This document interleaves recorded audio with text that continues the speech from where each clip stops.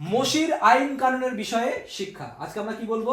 মসির আইন কানুনের বিষয়ে শিক্ষা। এবং যদি আমরা দেখি সেখানে বলছে, এই কথা মনে করো না আমি মসির আইন কানুন আর নবীদের লেখা বাতিল করতে এসেছি। প্রভু যীশু কি বলছেন? যে তোমরা এটা ভেবো না যে আমি যে আইন কানুন মসির মধ্য দিয়ে এসেছিল সেটা একদম বাতিল করতে এসেছি। আমি সেগুলো বাতিল করতে আসিনি, বরং পূর্ণ করতে এসেছি। কি করতে এসেছি? পূর্ণতা বলতে কি বোঝায় না? আমরা যদি দেখি এখানে একটা কাপ আছে বা এখানে একটা বোতল আছে না, এখানে অল্প একটু জল আছে না, একটুখানি, তাহলে এটা কি পূর্ণতা পেলো? পূর্ণতা পেল না। সো ধরো আইন কানুন এরকম, মসি এতটুকু জল বা এতটুকু আইন যেখানে ছিল, কিন্তু এতটুকু জলে কি পূর্ণতা পেলো? এটা সম্পূর্ণ ভরাট হলো না। কিন্তু প্রভু যীশু বলছেন যে আমি এসেছি যেন আইন কানুন কি হয়? পূর্ণতা পায়।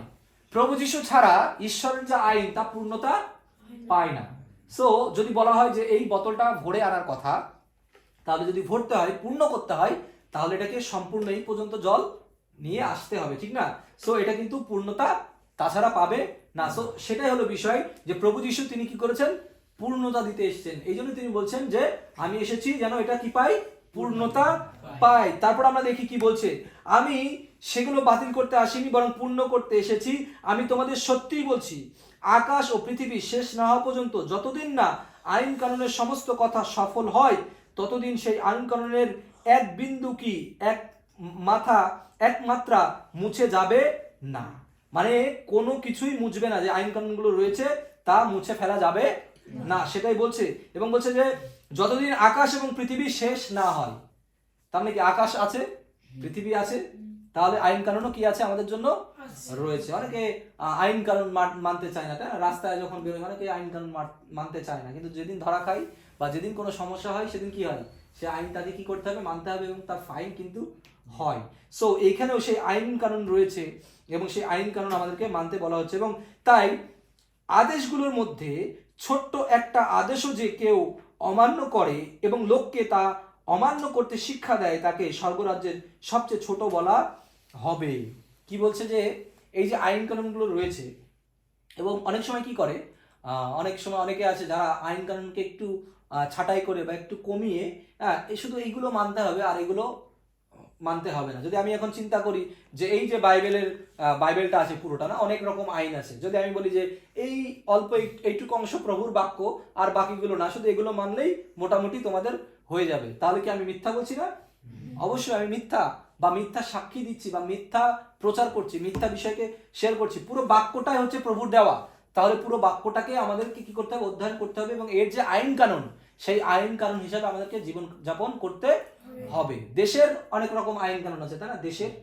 দেশের জন্য সংবিধান আছে, অন্যান্য সমস্ত দেশের আইন কানুন এবং সংবিধান আছে, কিন্তু আমাদের একজন খ্রিস্ট বিশ্বাসী হিসাবে আমাদের আইন কানুন কোথায়?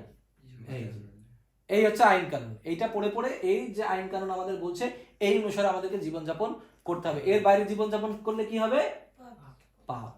That's mean fine. আর ফাইনটা কি? অনন্ত নরক। এই জন্য এখানে বলছে যে এই বিষয়ে যেন আমরা শিক্ষাও না দিই, যে না এইটা না মানলেও চলবে, ওটা না মানলেও চলবে। মন গড়া কথা, তাই না? অনেকে মন গড়া কথা তাদের নিজের স্বার্থের জন্য, কিন্তু আসলে তা নয়। এবং এখানে বলছে, আমি তোমাদের বলছি, ধর্ম শিক্ষক বা ফরিসীদের ধার্মিকতার চেয়ে তোমাদের যদি বেশি কিছু না থাকে, তবে তোমরা কোনো মতেই স্বর্গে ঢুকতে পারবে না। যারা ফরিসীরা আছে, যারা ধার্মিক নেতারা রয়েছে, যারা শিক্ষা গুরুরা রয়েছে, তাদের থেকেও বেশি কিছু আমাদেরকে থাকতে বলছে। মানে যারা আমরা সাধারণ লোকেরা আছি, হয়তোবা আমরা প্রচার কার্যের মধ্যে থাকি না, সুসমাচার প্রচার করছি না, কিন্তু প্রভু আমাদেরকে আরো বেশি গুরুত্ব দিয়ে বলছেন যে তাদের থেকেও বেশি কিছু আমাদেরকে কি করতে হবে? থাকতে হবে। কেন বলেছেন জানো? কারণটা হচ্ছে, দেখো, যখন একজন পরিচর্যা করে, তারা কিছু লোকদেরকে নিয়ে পরিচর্যা করছে। ধরো একটা মন্ডলীতে 50 জন লোক আছে, তাই না? সো 50 জন লোককে একজন পাস্টর তিনি টেক কেয়ার করছেন, বা একজন ইভেঞ্জেলিস্ট বা কয়েকজন লিডার তারা কি করছেন? টেক কেয়ার করছেন, নিয়মিত শিক্ষা দিচ্ছেন, প্রভুর বাক্যকে তারা বলছেন। সো তারা কিন্তু 50 জনকে দিচ্ছে।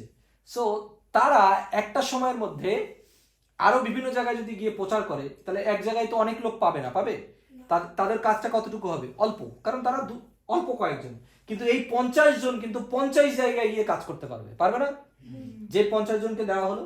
সো তারা হয়তো বা বড় প্রচারক না, তারা হয়তো বা এরকম ধর্মগুরু বা ফরিসি এরকম নয়, কিন্তু তাদের থেকেও ধার্মিকতা আমাদের বেশি থাকতে হবে, এরকম কথা কিন্তু সেখানে বলছে। So be careful. আমরা অনেক সময় অনেক কিছুর সাথে কম্পেয়ার করি, অনেক সময় আমরা চিন্তা করি ও পাস্টর উনি তো খুব বেশি কাজ করছে না, আমাকে আর করে কি হবে, অলসতা দেখায়, বা আমাদের নিজেদের মন গড়ার মতো আমরা চিন্তা করি যে না আমাদের কাজ না করলে হবে। কিন্তু বরং আমরা যারা রয়েছি সাধারণ, বা লোকেরা আমাদেরকে সাধারণ বললেও আমরা আমাদেরকে সাধারণ বলতে রাজি নয়, কারণ আমরা অসাধারণ প্রভুর শক্তিতে, আমেন। এবং আমরা যেখানে সুযোগ পাবো প্রভুর জন্য আমরা কাজ করতে থাকবো। এবং এই জন্যই বলছি যে স্বর্গ রাজ্যে যদি ঢুকতে হয়, তাহলে যারা এই যে ফরিসিরা বা ধর্মগুরুরা রয়েছে তাদের থেকেও আমাদের বেশি কিছু থাকতে হবে। অর্থাৎ আমাদের কাজ হচ্ছে লোকদেরকে নিয়ে আসা প্রভুর পক্ষে। একজন পালক প্রচারকদের পক্ষে যতটুকু সম্ভব তার থেকে বেশি কাজ সম্ভব যখন সেই মণ্ডলীর লোকেরা বা শিষ্যরা যখন চারিদিকে ছড়িয়ে যায়, লোকদেরকে জয় করার চেষ্টা করে, তখনই একমাত্র কাজ হবে। কিন্তু যদি আমরা প্রত্যেক দিন এই 50 জন আছে, 50 জনই বারবার প্রত্যেক সপ্তাহে আসি, ওই মণ্ডলীতে প্রতিদিন প্রত্যেক সপ্তাহে একবার করে প্রচার হলো, গান প্রার্থনা হলো, আবার যার যার কাজে আমরা কাজে ফোকাস, হ্যাঁ, আর প্রভুর জন্য আর কোনো চেষ্টা নেই, আবার আসলাম, আবার এসে একটু হ্যাঁ প্রভু দয়া করো, আবার চলে গেলাম, সেটা শুধু চলতেই থাকবে। কিন্তু আসলে প্রভুর যে আইন কানুন রয়েছে, প্রভুর যে শিক্ষাগুলো রয়েছে, লোকদেরকে জয় করার যে শিক্ষা রয়েছে, সেটা কিন্তু আমরা আর করতে পারলাম না, তাই না?